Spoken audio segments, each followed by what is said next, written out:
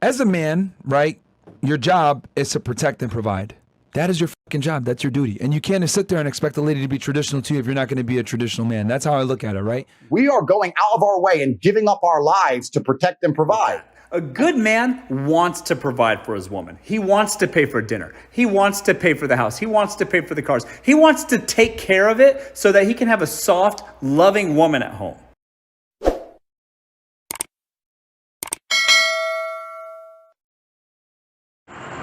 What is a religious Tradcon, and what role do they play in the men's movement? So I guess we're talking about like a Ben Shapiro type, you know.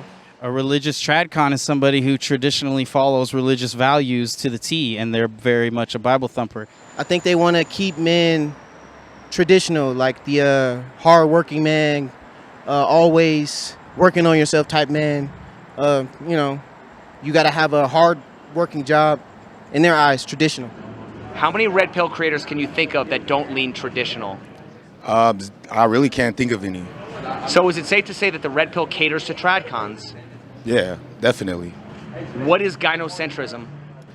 It is where you kind of pedestalize women over men. Probably where you put women on a pedestal or treat women nicely. Simping, I guess it would be called in new terminology. Oh, I know gyno has something to do with the breasts. So gynocentrium, maybe centralization of the woman's bosoms, I don't know. Gynocentrism basically means a society that pedestalizes women. Yes. It caters to women. So I was very close. Is gynocentrism good or bad, and why? Gynocentrium is bad because it fills the woman's head up too big for size. It benefits women. You get the chivalry. You get the treatment, the princess treatment or red carpet treatment. And I think it's bad for men because there's literally nothing and there's no return on investment for you. It's just you being a nice person or treating her nicely instead of treating yourself nicely. What are your thoughts on the following statement? Traditionalism and feminism are two sides of the same gynocentric coin. I think it's kind of valid because at the end of the day, you know, they want the same outcome. You know, they want men to be macho men, you know, the traditional man, you know, the go work out, the 1% man, you know.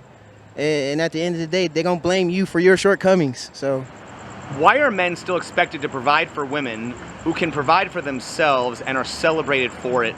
Oh, that's a great question. I honestly feel like it's a man's role to provide for a woman, but if the woman is completely stable, I feel like there should be a 50-50 rule, but it depends on the dynamic of the relationship.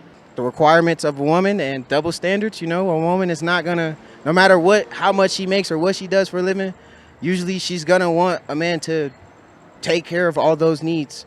Women actually do want somebody that's like a protector and a provider. No matter how much they say they don't need one or they don't want one, it's like they actually like crave that. So I think that's probably why. Because me as a person with my own money, I don't look for anybody to kind of like save me when I'm in trouble or bail me out of financial situations. Isn't telling men that they have a masculine duty to protect and provide for women really just telling men to be gynocentric? Yes, I think so, because telling a man that he has to do this in order to have a companion is kind of like almost like slavery, if you think about it, somewhat, because it's like you have to do this without anything in return. Like, don't expect to get the same treatment. Don't expect to have life be put on easy mode for you, you know? And not saying that that's what it should be, but I think men should have the right to choose in most situations. So why are we advocating for the very thing we're complaining about? Again, societal norms. You looked at as weak if you're a man and you're asking for equality, or you have standards that you've set in place. People will call you weak or things of that nature. And I don't think men want to be called weak, you know? Why is the manosphere advocating for the very thing that they're complaining about? I honestly don't know. I honestly really cannot answer that. I really can't. I do get what you're saying. Like, they advocate, like, why should I pay this? But then they say if you don't pay it, then you're not an alpha male or whatever. Do you believe the God, man, woman, child hierarchy? And if so, should everyone be held to that standard when we're trying to promote gender equality? Not if we're trying to promote gender equality, because it goes God, man, woman, child, and if that's the case, then I'm supposed to be the head, end all, be all, judge, jury, and executioner. And at the end of the day, it should be a couple things. Like, we're in this together in life, especially if we have children in it. We're supposed to be able to make decisions with each other, make decisions for each other, but with each other in mind. You know, it's not supposed to be a me, my, I type thing. It's a we, us, ours now, but society doesn't think like that anymore. Isn't religion the original patriarchal structure? Yeah, it is, unfortunately, and I grew up in a religious household for my adolescence. It's a man providing everything for the woman and child, as well as his community. So that people have benefit. Women, children definitely benefit from that patriarchal religious aspect. Though the women are protected, the children are raised with however they want to be raised. So why are feminists blaming all men for what religion is trying to push? That's a great question, and that's something I can't answer, but I know that I'm a firm believer of Christ, and whatever he had written down is how we should be acting. What are the qualities of a high-value man according to most women? Loyalty, 6 figures, handsome, in shape. According to those standards, would Jesus Christ be considered a high-value man? Yes. Jesus Christ had 6 figures? Oh, no, besides 6 figures. Do Tradcons believe that men should be like Jesus, sacrificial, while women should be like the Virgin Mary? They usually do. Do Tradcons believe in this? Yes, they do. Why is there more religious pressure on men to be leaders than there's religious pressure on women to be virgins? Because it has always been a stricter and harder world for the man, so they know that if they put the world on our shoulders, it'll either make us or break us. So therefore, the man is always treated unfairly and worse. If the Bible holds men more accountable than women, how are religious Tradcons any better than the feminists who always blame men? I don't think either one is any better, because they want the same outcome, is to blame men for every shortcoming that they experience in life. You know, there's no God in the message anymore. If religious people don't shame, where does all this weak men and slut shaming come from?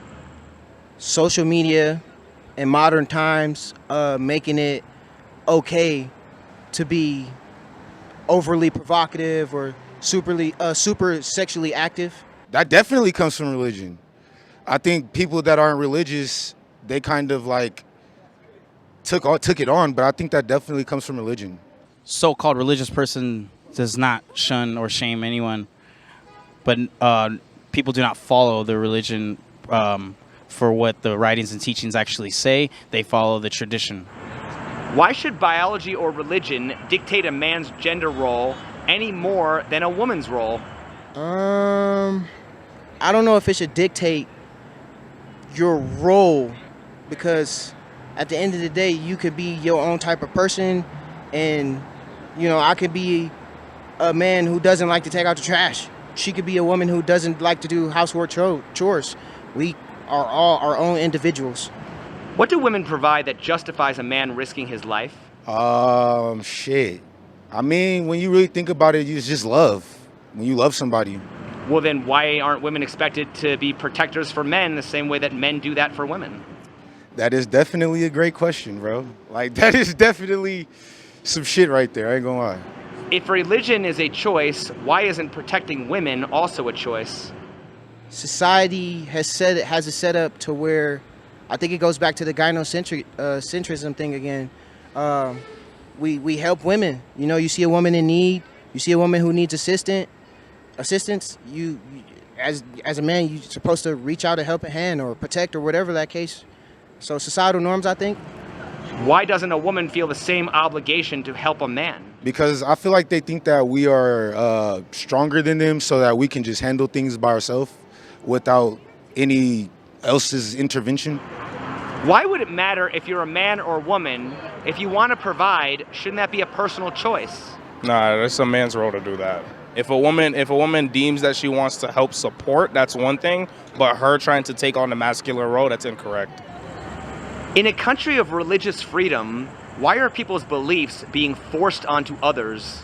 I have no idea, but everybody should be entitled to their own beliefs because it's not law. It's just beliefs. Everybody should be entitled to their own. I think because a majority of the country is that way, so like they're trying to push. I honestly don't know, because being real, I honestly don't know. I think that's just how the cookie crumbled. Religion is the most important thing that you should factor into your life. Whether you're atheist or not, you have to believe in a higher power. That's my personal opinion. What's the difference between telling feminists facts don't care about your feelings and telling Tradcons facts don't care about your faith? Oof. I don't think there really is a difference. You know, they're both basically telling you no matter what the outcome is, it's your fault, even if it's really not your fault. And again, people shouldn't feel bad for having shortcomings in life because it's life, but those two movements are basically blaming you as a man, usually, at the end of the day. So I don't think it's any different. It's really nothing. Like, it's really nothing, nothing much different. So then don't feminists and religion both control men? Nah, I mean, it depends. Like, if you're talking in general, yes. But I don't think that it can, like, I don't let religion, like I just said, I'm not a religious person, and I'm not going to let a woman control me. Do you think any man would get married thinking he's marrying the wrong woman? No, I think that's why a man would get married in the first place, because he thinks it's the right woman. You usually don't marry a woman with the indication that, you know, you think she's wrong. That's why you marry. You think she's the right one. So why did Tradcons tell men to find the right woman and they won't have to worry about divorce? Because at the end of the day, it's just putting blame on men. You know, it's all the same stuff. It's no accountability put on the other, you know, gender, but it's just blaming men at the end of the day. Don't religious people also get divorced? Yes, they do. Depending how strong their belief is, some people believe that divorce is a sin. Would the same apply to women if divorce was illegal? Just find the right man and you don't have to worry. Would those terms be acceptable to women? No, because women are going to give reasons in their mind of why they left, or why they, you know, it gives them the reason why they did it, what they did, like leaving. So like cheating or being neglected financially, you know, it's just things that make it easier for them to leave. So I don't. Why do Tradcons tell men to be a man while feminists tell men it's okay to cry but want to drink male tears? I don't even know.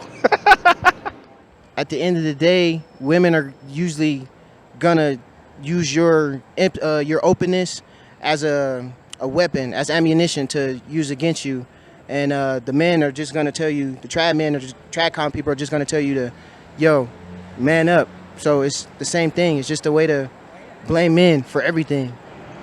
Why do Tradcons assume every man wants to be traditionally masculine, and if they don't want to be, that automatically makes them weak? Well, it depends on the mental capacity of a man, whether he's able to take pressure or not. In this world, I think it's a respecting. Like, you know, nobody wants to be looked at as like weaker than or like less than, you know. So I think that maybe that's because I know everybody isn't just like super masculine. Like, I'm not a super masculine guy, but at the same time, I'm not gonna like let anybody like kind of disrespect me or anything like that. It's about respect more.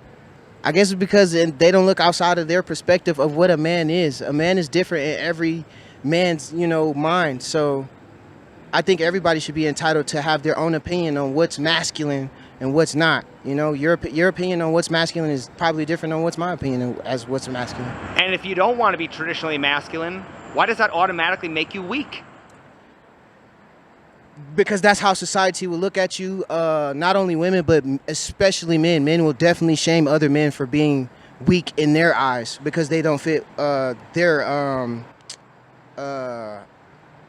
preset of what a man is. What business do they have imposing that on a men's movement? To gain financial, usually some financial gain. Usually they want to get the males to go with along with what they're saying. So again, it's an ego stroke.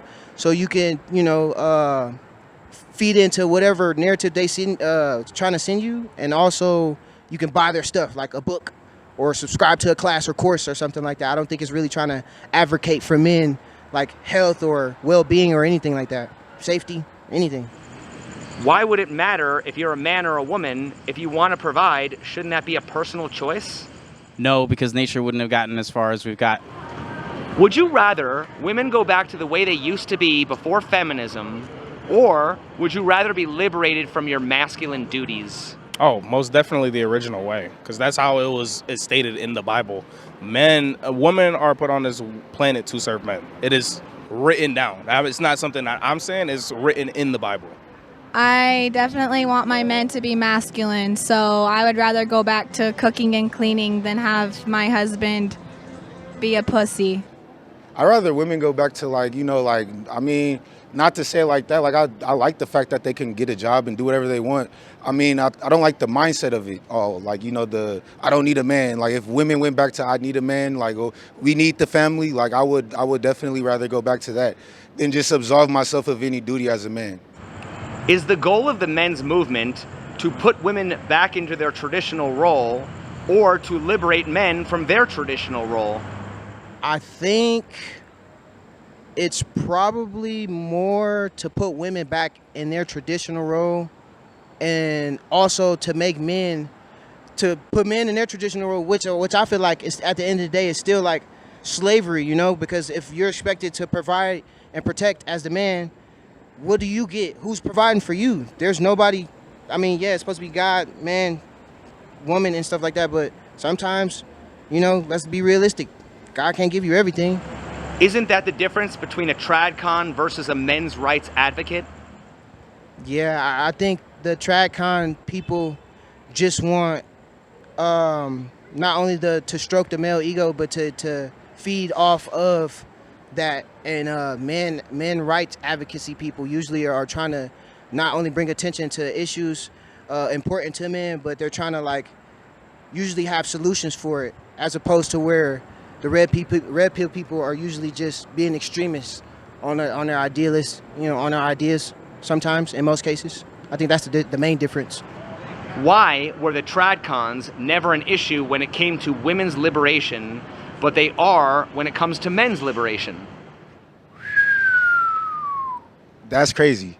It is true though. Like when we talk about getting women's rights, like there was a lot of men that played a part in helping out, and there's a lot even to this day. Like men vouch for women and stick up for women all the time, but as soon as a man sticks up for another man, or a woman even sticks up for a man, they're demonized. I don't get it, but it is what it is, kind of, I guess. Doesn't that prove that Tradcons catered to feminism and allowed it to get worse? Maybe. Yes, I think it kind of feeds into it, the whole idealism that chivalry is dead, and that's still kind of what the world works on today, chivalry. Me opening car doors, me walking on the right side of the street, all that stuff is chivalrous, but people will tell you it doesn't exist. Doesn't that prove that religious people catered to feminism and allowed it to get worse? Yes, because destroying a woman will destroy the man. Messing a woman up will mess up the man, because that's who we desire naturally, women. Oh yeah, so nowadays if you listen to of course not biblically, right? Biblically, actually it's the opposite. Christ is the head, then it's man, then it's women, etc., then children, right? But nowadays, I mean, if you want your church to make more money, then yeah, you kind of have to cater to what society is promoting. So if it's feminism that's making the money, then if I'm a false prophet, then I'm going to just say whatever they want to hear, so I can just bring in more bigger congregation, so that offering bucket looks kind of good. And why are the Tradcons now fighting against the men who are trying to make conditions better? I say they refuse to live in the reality that times have changed. I think it's people hate change. Change is a scary thing. So 50s, 60s, they're still kind of stuck in that mindset. Of course, there's some traditional values from back then that still work today, but for the most part, you got to adjust or you're going to die. That would mess up everything. That would mess up their money, because there's a market targeted for women. That will mess up a large percentage of women's mindset, which once again will mess with the market, the social media, the things they want to do, yeah, it'll collapse their whole system. I think them doing what they're doing with women is a part of their system, just like everything else.